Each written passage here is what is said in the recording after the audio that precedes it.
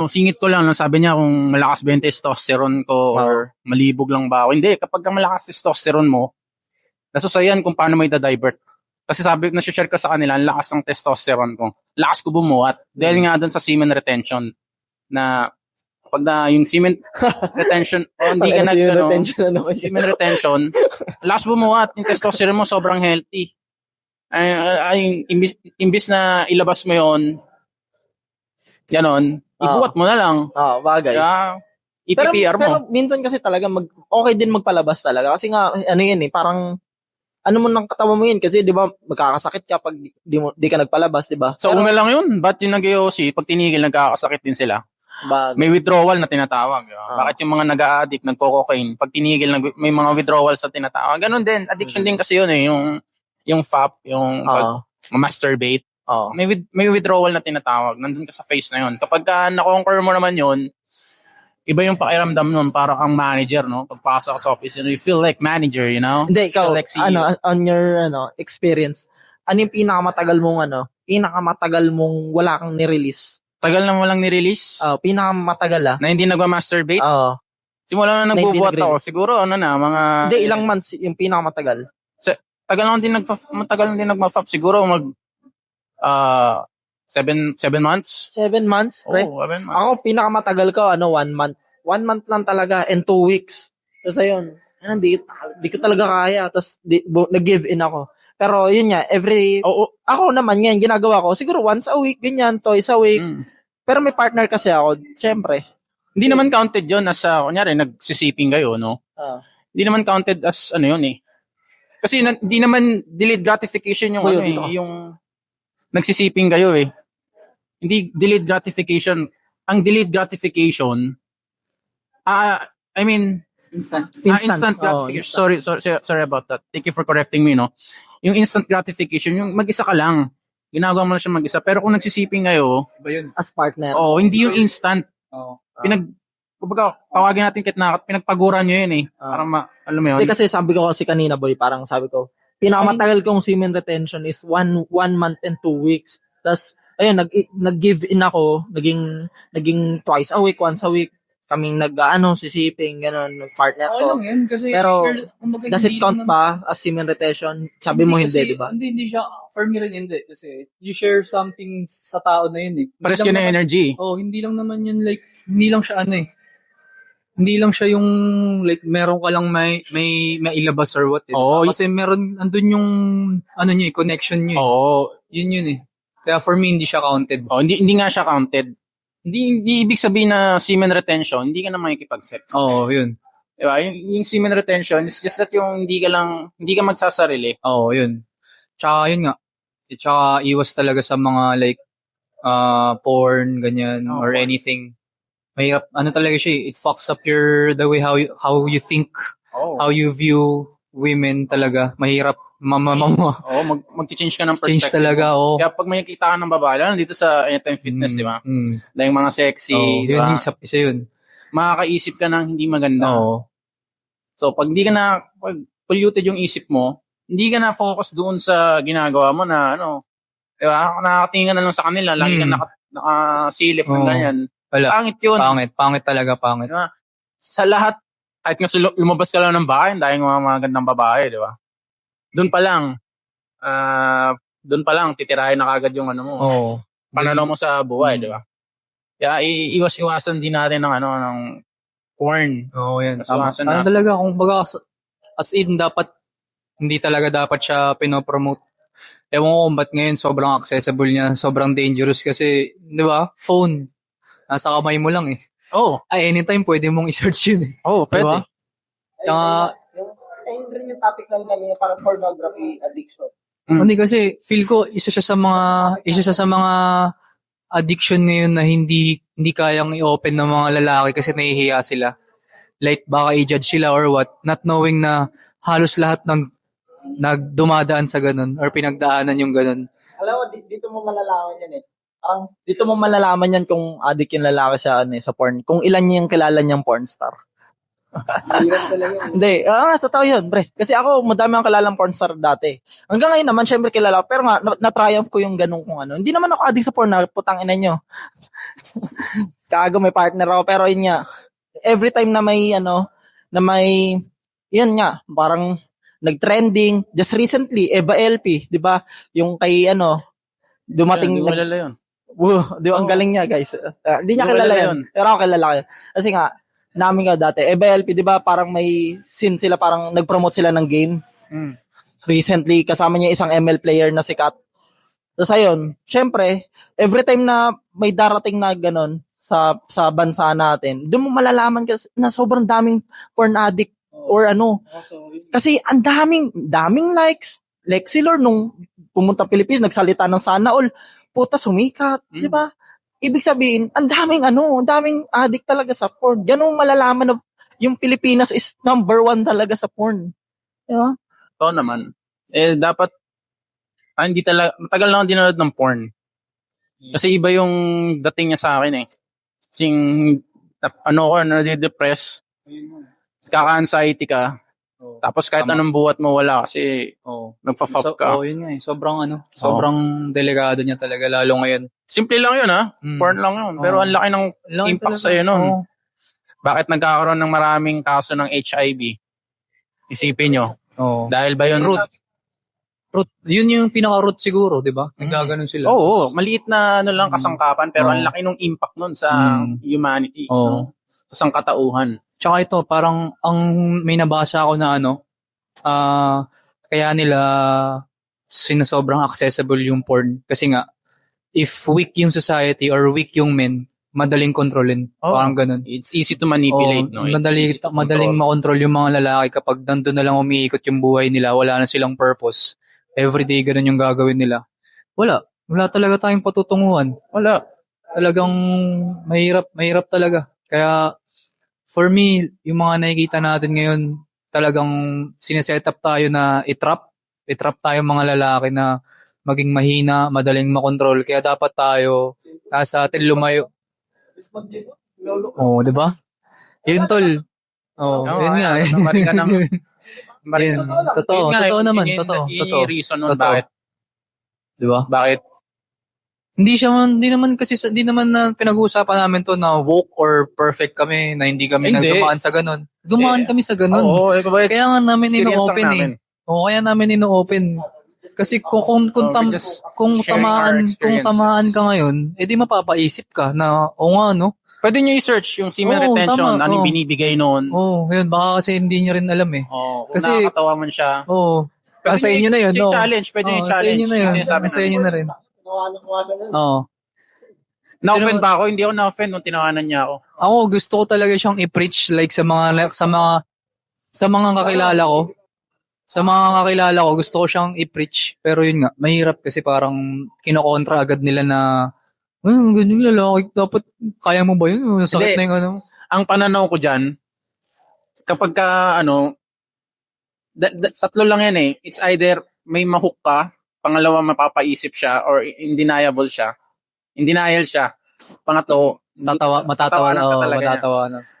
Meron dito si Gian, shoutout Gian. Naniwala siya agad na about semen retention. Si JP, tinawanan niya ako, pero na-realize niya. Yan, tatlo kasing tao yun. Yung isa talaga, tatawanan ka talaga, hindi talaga sila maniniwala. Ganun lang yun. Diba, imamagnet mo naman sila dun eh. Hindi naman sila yung parang, maniwala ka sa sinasabi. Hindi, may maniniwala. Malaking move na nga yung may mapaisip ka eh. Mapapaisip mo lang siya. Totoo ba? Yan, tinawanan ako ni JP. Pero hindi naman ako na-offend. No, it's just that... Aware na ako dun kasi nga, nag-search na rin ako sa ganyan. Kasi nga yun, medyo na-addict din ako sa dati. Sa porn, hindi naman ako nag-like in denial. Kaya, na-curious ako. Like, ano kaya yung mga parang, kasi mararamdaman mo, di ba? Madidepress ka after mo gawin yung deed. But parang may void pa rin? But parang di pa rin siya kompleto, di ba? Hindi siya fulfilling. Kaya, ganun. Ako, ang akin nun, hindi siya fulfilling, in terms ng, in terms na after mo, para may post-nut clarity ka eh. Gagagawa mo, ang sarap, shit. After 2 minutes, feel like shit. You feel like shit, may post-nut clarity ka eh. Sasabihin mo, tangina, ba't ko ginawa yun? Sabi, tapos May ang guilt, no? ang inaano ko palagi, parang you're trying to be better, pero you still Hirap. fall into lust. Oo. Di ba? Ayun nga, sabi ko, pre, maging malapit ka lang kay Lord kasi you don't need to, iwasan yung sin. You just need to be closer to God. Kasi once you be closer to God, sin will, parang magiging, lalayo na kusa yun. Oo, ito naman, lalayo yun sa'yo. Ganun. Ako, ganun to magsalita, ganyan ako, bullshit ako magsalita, mga pero, ayun, when it comes sa sarili ko, dami ko nang napag-improvean. Yep. Physically, ayun, financially, so far, ganyan, dami, sobra. So, ayun, rin ako, proud din ako sa sarili ko. Kahit ganun, kahit papaano. You must. It's step by step, kahit papaano talaga. Oo. Hindi, I'm not there sa mga target ko na na figures or what, as a person, pero I'm getting there, pre. Diba? Baga, malayo na pero malayo pa. Oo, malayo pa, tama. Yun yung Pero malayo ka na. malayo na talaga. Oo, compared Kumbaga doon sa dati, before. Tsaka, yung mga taong dumarating sa buhay mo, isipin mo, pre, kung hindi ko nakilala si Wesley, hindi ko malalaman yung semen retention, putang ina. Siguro, Fuck that.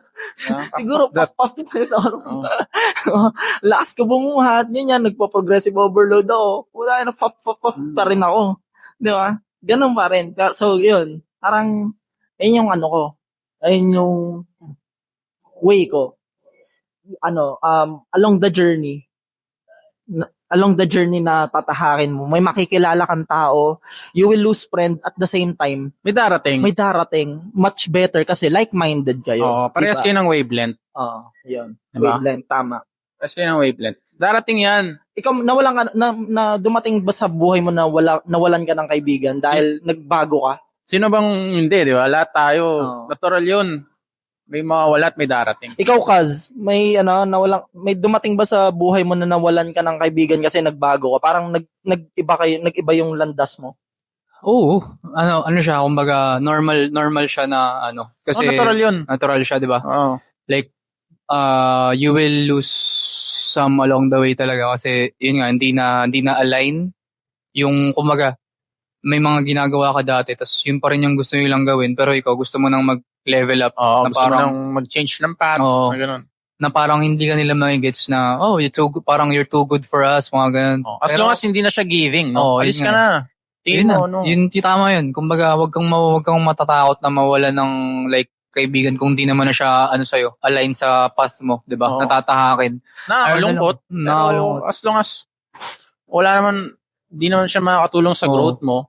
Ganun talaga eh. Dead weight na mabibigatan ka na lang eh. Dead weight na yun eh. Yung parang madedelay yung mo eh, progress mo eh.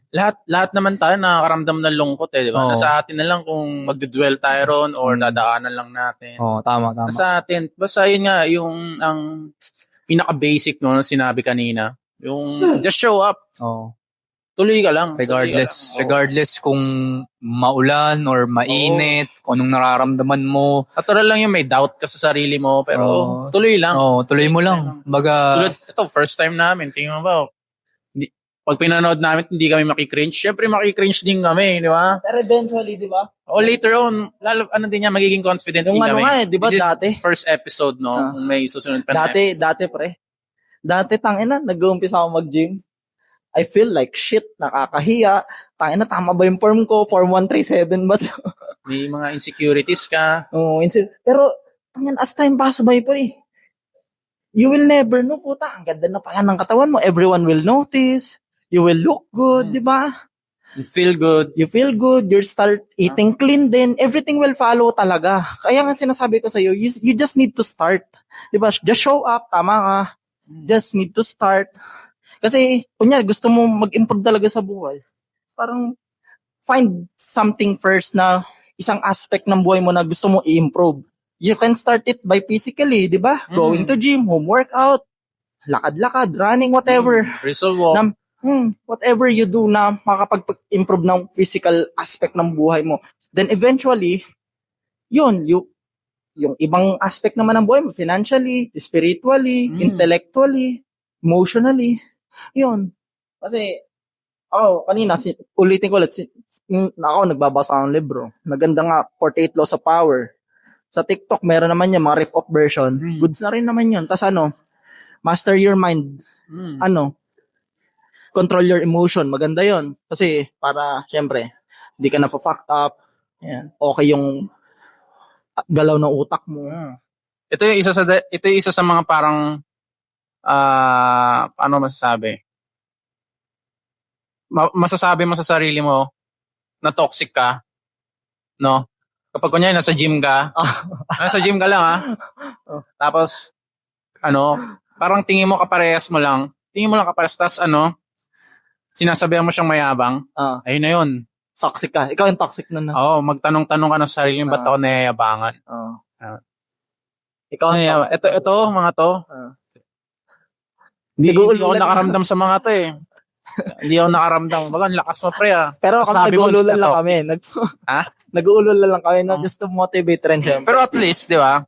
Yun yung first thought mo na, lakas mo pre noon. Pero pagka inangasan mo pa, pagtanong-tanong ka na sa sarili mo, tingin ka rin muna sa sarili mo, di ba? Ang angas nito, bakit may ginawa ba siya sa'yo? Wala naman, di ba? Yun kaagad may... Ibig sabihin, ikaw, sa problema mo. Kasi questionin mo muna sarili mo. Lahat ng tao dito, pre, hindi naman nakikipag-compete mga tao dito. Wala naman nagko-compete sa'yo eh. Buhatin mo yan, bahala ka dyan. Kaya mo eh. Diba? Kasi kami, kung lalapitan ka namin, syempre, advice siguro, or we need to get something from you, di ba? Yep. Kasi tulad nito, sabi ko, pre, ang lakas mo mag-push. Anong secret mo? Tapos vice versa, sabi mo, lakas mo mag-pull up pa, parang nagka-calisthenics. Ganun, alam mo, ina-approach ka nila kasi they need to get something from you. Advice, whatever. Bigayan lang kayo ng ng diba? Same energy.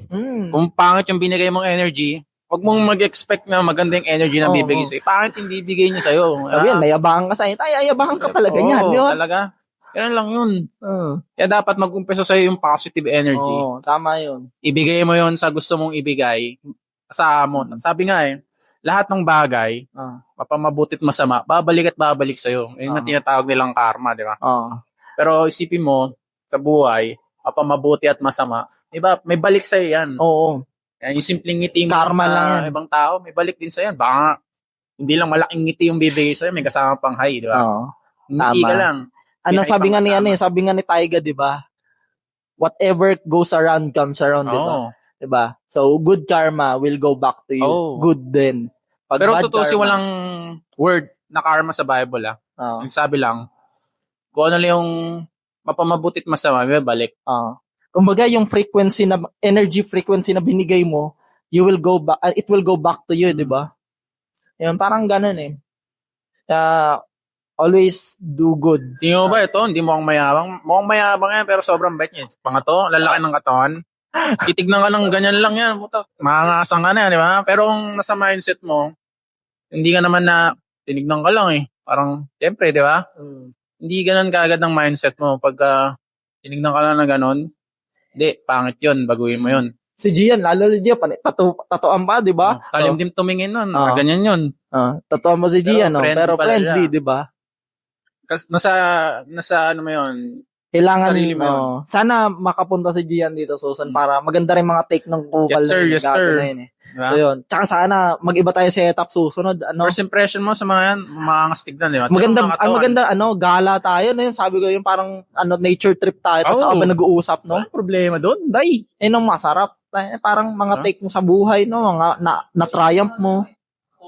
Oo. Sige. Diba? Focus up. Okay na yun. Kumbaga, yun lang yung namin ngayon, guys. Sana marami kayong natutunan. Gym na may self-improve. Na may konting podcast. Di ba namin alam kung anong tatawag namin. Parang pilot namin to. No? Ako, nakasali ako. Dalawa lang sila. Pero napaganda. So, dami tayong wisdom. Madaming pilot lang to. Madaming wisdom na nakuha. So, yun guys.